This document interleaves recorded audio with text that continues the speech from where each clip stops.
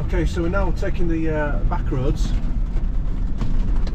from the last location, just north of Tangier. Remember Tangier Med, drive 7 k's up the coast and stay fantastic location, which I've showed you before. But I decided to take the non-toll roads down to Asilah, which is our second night. And immediately, almost immediately, we went back in time into the markets and the sort of the souk areas, and we're now on unpaved roads. Well, actually, it goes paved and unpaved, paved and unpaved. And as, you know, I'm saying this now, but as long as you take your time and don't party hard too much on the clutch, then you should be okay. I'm saying that now, but this is a short hop today, so we're doing 50 miles today. But tomorrow's 130 odd down to Rabat, so tomorrow we'll be taking the toll roads, where today I just thought we'd have a little taste of what it's like on the back roads. And it's as we really expected. We've got all day. But yeah, I mean, literally driving through little villages, it's like we've stepped back in time. Is it better than the toll roads? Well, on the vehicle, probably not. But for experience driving through Africa, or North Africa as it is, yeah, arguably so. And on a short hop of about 50 miles, you know, we don't mind, we can take in the culture all day. Wendy's got the GoPro because I'm driving. There's the toll road down there. I'm not sure whether you can see it or not. But as far as this road and pepper potted with potholes, it's in another world from the UK, put it that way. You could bathe in some of these potholes. And the big trucks use it for obvious reasons. You know, they don't have to pay.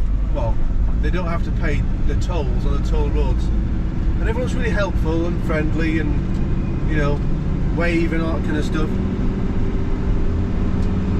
But you know, if I get cheesed off with this, all we'll do is I'll turn the used toll roads facility on the Garmin, and we'll work our way back onto the toll roads. But yeah, up here there's a lot of maintenance going on the back road, which is great.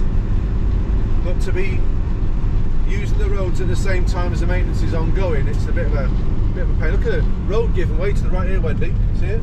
Yeah. All the road giving way there. That's wow. I've just passed a pothole on the left that you could literally stand in. And now we're just taking our time. So the crockery is in one piece when we get to the other end. It seems like the road's used for trucks and mopeds.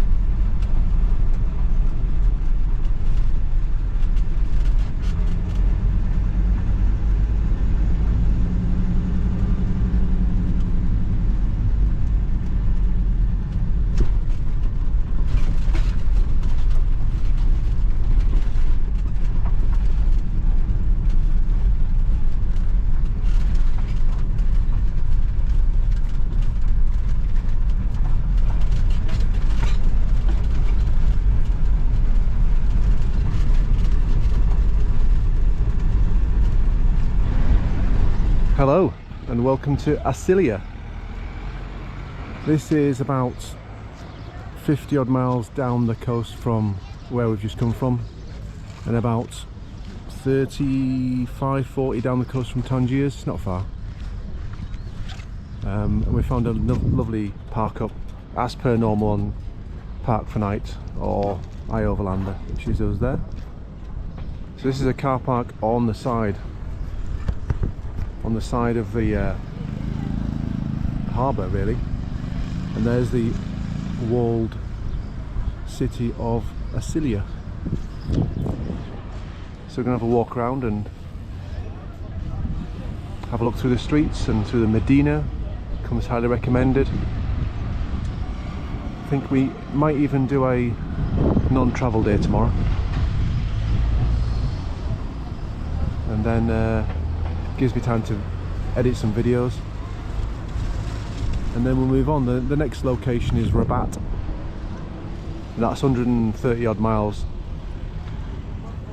We came down the non-toll roads, like I've sort of explained before this, and although yeah, they had their definitely had their moments with no paved roads, and where the road runs out it's just stones for a couple of 100 meters, but most of it's all right. And actually the views and interacting with the locals, we stopped at a market, got one of the you know, sort of round bread, what do they call in Newcastle? Stotty, like a stotty from Newcastle.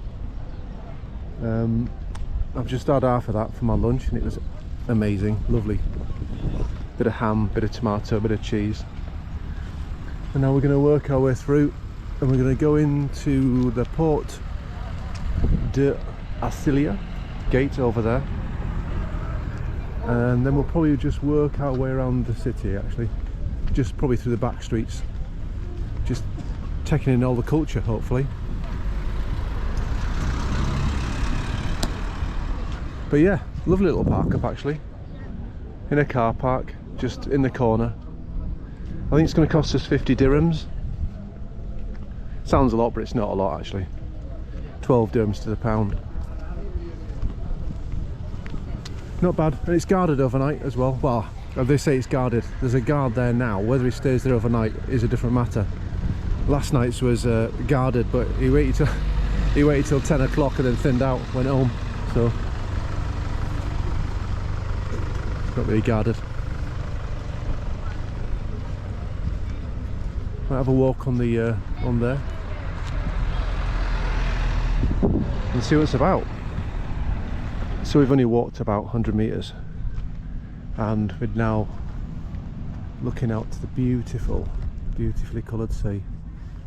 So I'm not quite sure how to. I'll probably have to flick this camera around like this because I don't know how to flick it around otherwise. But yeah, look behind us. I mean, when you see cannons, you've just got to put it on video.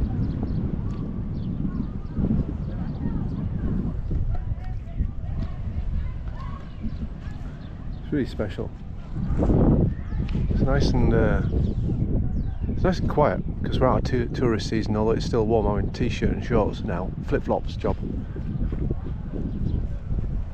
Wendy's got shorts on. She's got flip-flops, sandals, and in a t-shirt. All we've done is watch from over there. That's the port in there. This on Isle Overlander and Park for Night, it says the beach is very dirty. Well, it's no dirtier than other beaches in Africa or in the local area, or in Spain for that matter. Whether it's because it's out of season, that might be the case, but that aqua blue sea is absolutely spectacular. Right, we'll see how far we can get around there. So here we are walking through the Medina of Asilah. It's quite a decent Medina to walk through actually. It's a Medina, otherwise known as a souk or a market. We're in between the outer walls and the inner walls. It's quite a pleasant souk or Medina to come through. We've not been hassled. I probably spoke too soon, but it might be because it's outside tourist season. But we've not actually been challenged and hassled so far. You watch. When I walk down here, then I'm going to get challenged. But there you go. There is some absolutely beautiful architecture around here. Look at that. I love the Moroccan doors. Absolutely fantastic. Really nice. It's quite shady as well because obviously you've got the inner wall shading us as you walk down through the Medina. I'm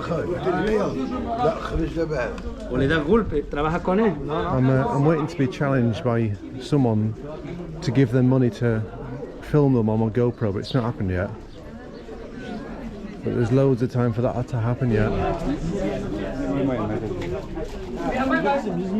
So we got tied up there with buying the sticker for the motorhome, which we didn't actually commit to in the end. Yeah, it closes in here, takes you out. Oh, it takes you outside. These little Medinas are fantastic. You just go all in and out the streets. You're not going to actually, I mean, if you get lost, it's part of the fun because you just find your way towards the sea, and lo and behold, there's a motorhome, you know.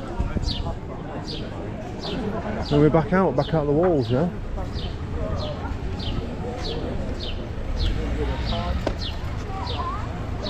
It's very busy, but we're gonna actually pop over for a, if we can get a beer, we'll get a beer, but I'm not quite sure if they do that over here, but we'll find out.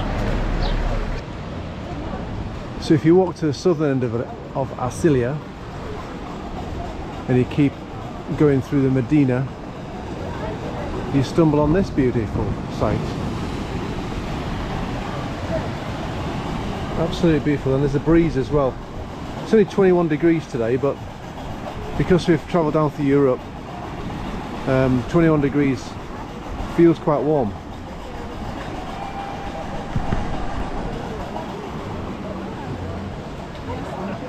And then up this way,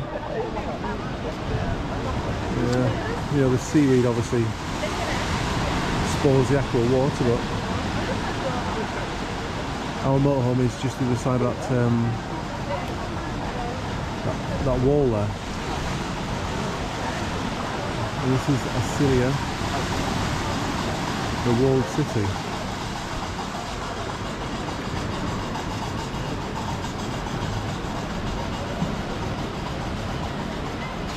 Quite nice.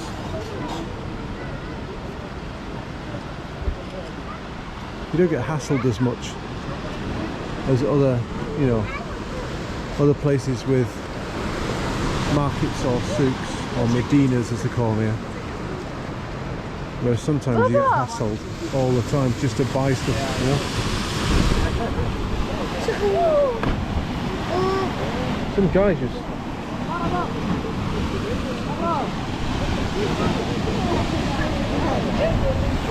there's a guy just jumped off here.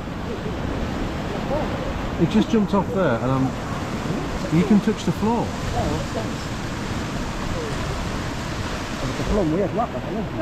It must be about 30 metres though. Bloody hell.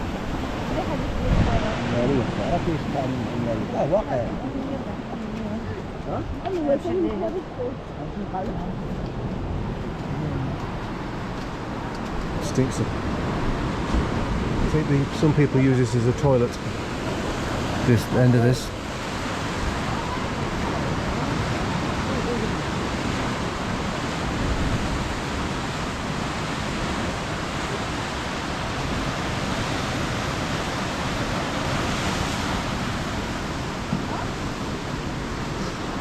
It smells a bit funky down here this end. Definitely been used as a toilet down here.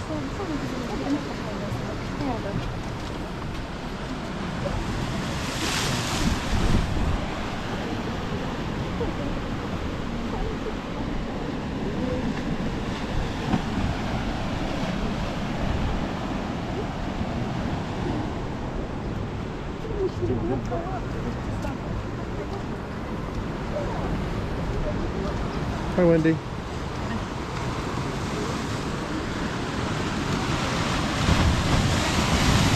Asilah.